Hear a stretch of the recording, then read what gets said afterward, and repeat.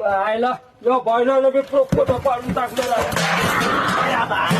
ते तिकडं हे पाहायला आले बघा पोरीच्या घरचे फाटर थांबले आता फोन आलता. हा मग इथं बनवून द्याल ना. इथं पुढे पत्र ढासळले पुरे. मग आपल्या घरी पण तिकडं घर पाहून तर लगेच वापिस जातील ते पत्रच घर आहे आपलं. मी काय करतो टिंग्याच्या घरी बोलतो टिंग्याच घर साला वाचाय. बरोबर हा गोळ कर ना का असं नाही होता पुरुष तिकडं.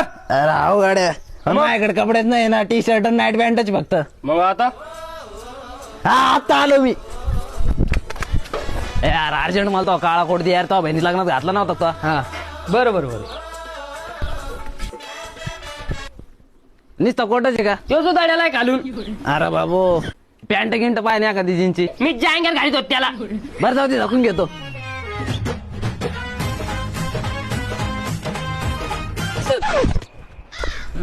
सगळं भेटलं नाही ती पॅन्टच राहिली. अरे मग नवी क्रीम पॅन्ट होती घाल ना मग. हा मोठ्या पुऱ्या गावात भेटून राहिला तवा नाही सांगता आलं तुला. अरे तू खराब करशील म्हणून सांगितलं मी तुला. बार बार मी घालून आलो खुटी लट केलं. कुठे लटकेली.